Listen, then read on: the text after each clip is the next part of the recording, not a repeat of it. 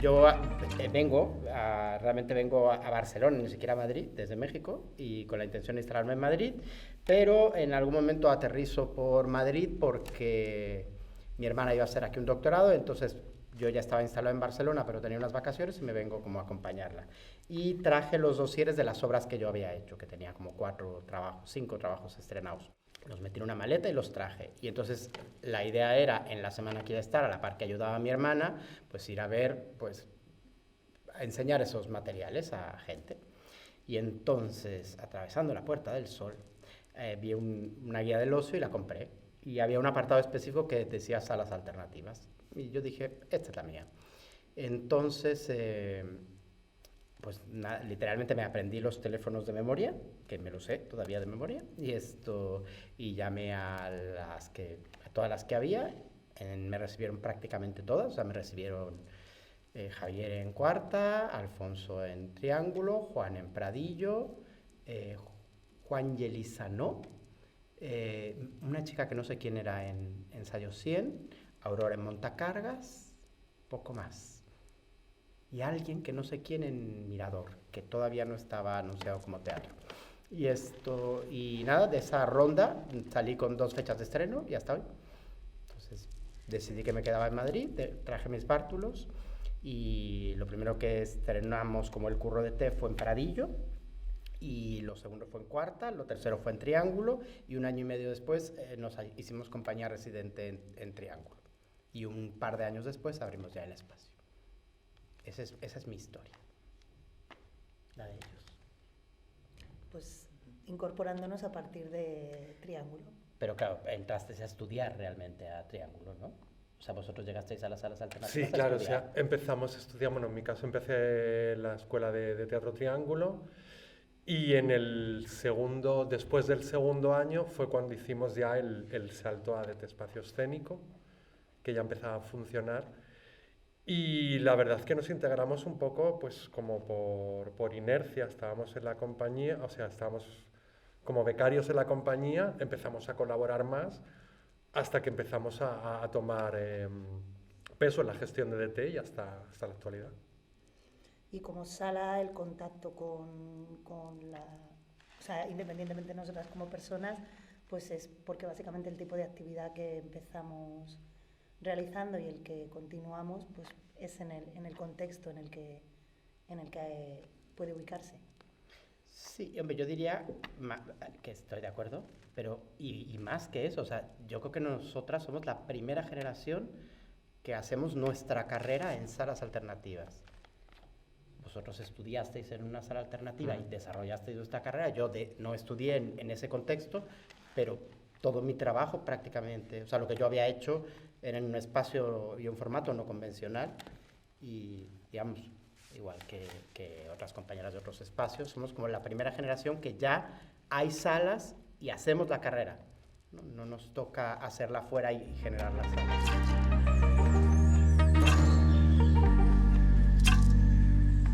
Pues DT se inauguró el 1 de noviembre de 2001. Uh-huh. Y la fundamos un poco porque veníamos de ser compañía residente en Teatro Triángulo y dejamos de ser compañía residente, no teníamos muy claro, justo recibimos una ayuda a gira, ¿puede ser? Había gira y producción. A gira y producción, y a raíz de ahí pues apostamos por inaugurar nuestra propia sala. Sí, digamos que llevábamos 2 años gestionar. La verdad que hay que decir que Alfonso fue muy generoso con nosotros. Teníamos unas llaves y hacíamos de nuestra capa un sayo. Es cierto que la programación la terminaba cerrando siempre él, pero teníamos muchísimo margen y exhibíamos con continuidad. O sea, teníamos un infantil todos los domingos, hacíamos por una manzana todos los sábados y luego cada X tiempo hacíamos otra cosa, ¿no? O sea, que exhibíamos muchísimo. Entonces, en el momento en que decidimos dejar de estar ahí, digamos, ya veníamos con la rutina de tener un espacio para exhibir, ¿no? Y con las obras para poder exhibir.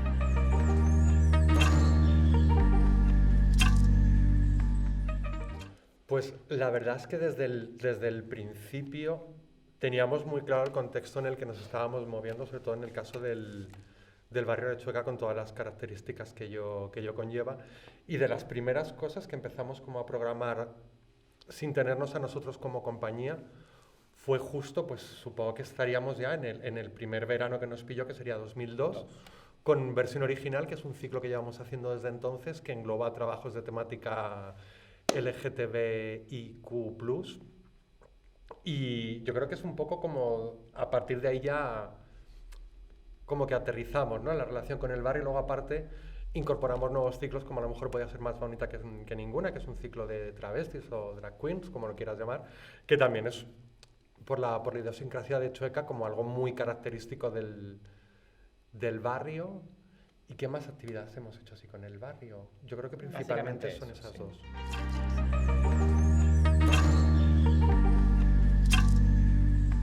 Yo creo que en concreto en DT es bastante bueno porque, aparte porque al ser un espacio relativamente pequeño y llevamos ya bastante tiempo, cuando empezamos la dotación técnica era muchísimo más sencilla, pues siempre lo hemos intentado suplir con que la gente que está allí sienta un poco que el espacio también de alguna forma le pertenece, ¿no? O sea, como que el hecho escénico se compone del espacio y la persona que lo ocupa, ¿no? Entonces, no establecer tanta división. Es también un espacio donde ha habido muchísimos nuevos trabajos, gente que es lo primero que ha mostrado, mucha gente ha necesitado usar el espacio para ensayos, residencias extraoficiales. Entonces, creo que es un espacio que sí tiene un vínculo muy grande. De hecho, mucha gente que ha pasado y ahora está en otros contextos lo recuerda siempre como con cierto cariño, en el sentido que es un espacio que sí sintieron como que podían llegar ahí a formarse un poco como profesionales, ¿no?, dentro de la experiencia que nosotros podíamos proporcionar. Luego, pasado el tiempo, sí, técnicamente pues tenemos más recursos económicos, pero mucha gente que ya está, ya te digo, en otros contextos, sí, cuando viene nos hace referencia como de que ha sido un lugar donde han podido, digamos, empezar. Otra gente no, otra gente ya venía empezada cuando estuvo.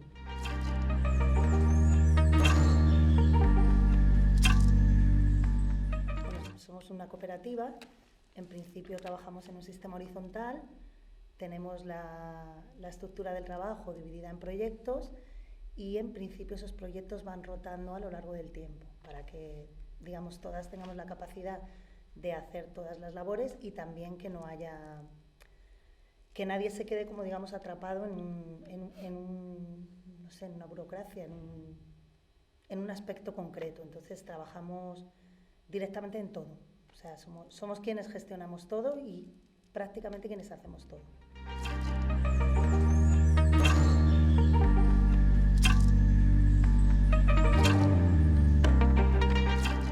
En realidad, la ventaja que tiene DT y la desventaja que tiene DT es que tiene 22 butacas ancladas que pueden extenderse con un aforo supletorio, pero vaya, que más de 30 personas físicamente empiezan a no caber en ese espacio. Esto quiere decir que el tipo de orientación que tienes para atraer audiencias es muy específico.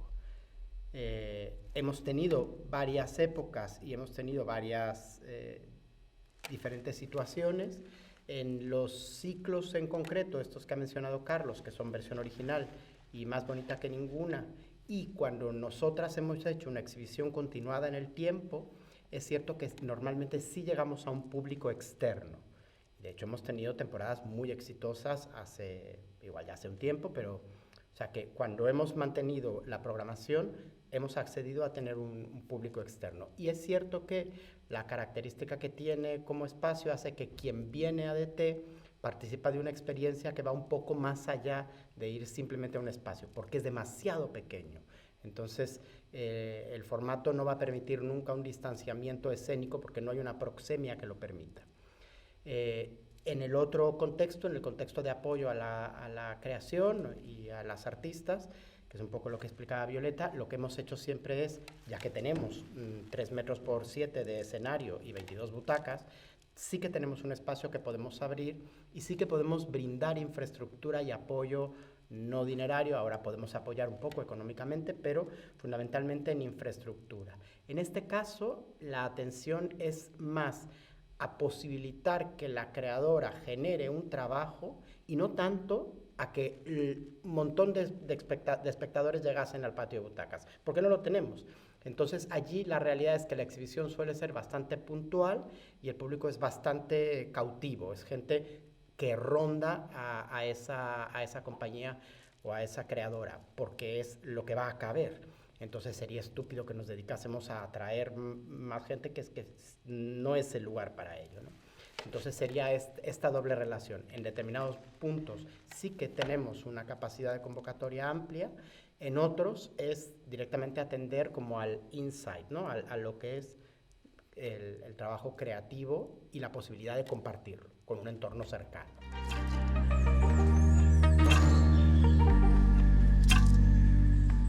Hemos apostado por los nuevos lenguajes, por decirlo de algún modo, y sobre todo por los lenguajes asimilables a danza. Eso sí que era algo que teníamos muy claro, que la danza, nosotros venimos del mundo de la danza, somos una compañía de danza-teatro, y justo por ahí queríamos apostar por la danza y por los nuevos lenguajes, pues es que Siempre. no ha habido un momento en el que dijéramos, ahora vamos a apostar por eso, sino que estaba ahí, formaba parte. Es cierto que hemos trabajado con muchos primeros trabajos de creadoras, y quizás el hecho de posibilitar esta acción ha sido justo que eran los lenguajes que traían las creadoras ya con ellos, o sea que ha sido algo como bastante natural. En realidad casi el trabajo fue el contrario, ¿no? Fue como siempre nos abocamos a no programar teatro al uso. O sea, que había muchos más espacios que posibilitaban esto, y en nuestro caso sí que dijimos muchos noes por eso, porque había otros espacios, y no para la danza teatro o la creación contemporánea o las artes vivas o como se haya llamado en cada época de la historia.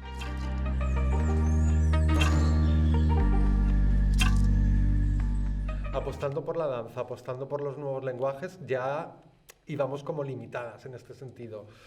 Trabajos emergentes. Trabajos emergentes, o sea que nos venía dado, o sea que no...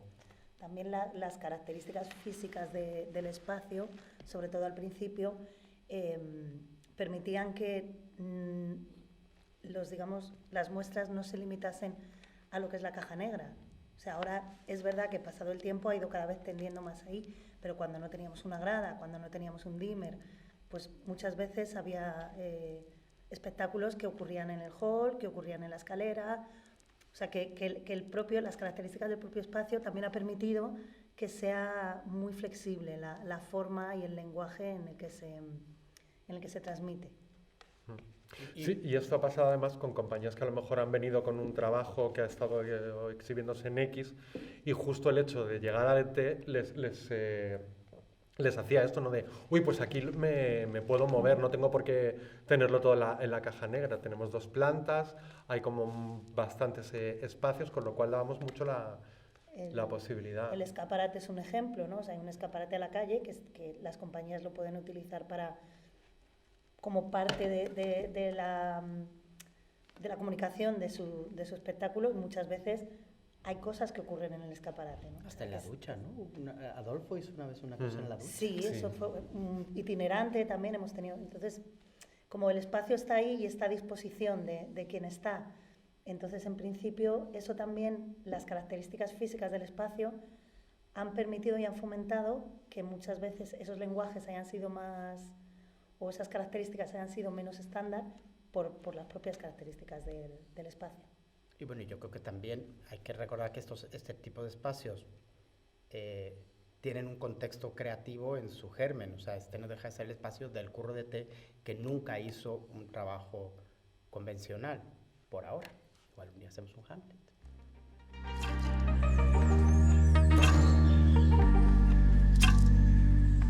Con el tiempo, el trabajo que se ha hecho desde el gremio ha sido bastante en positivo, y pocos gremios pueden realmente apelar a que haya tanta cohesión o tanta camaradería, diría yo, incluso complicidad.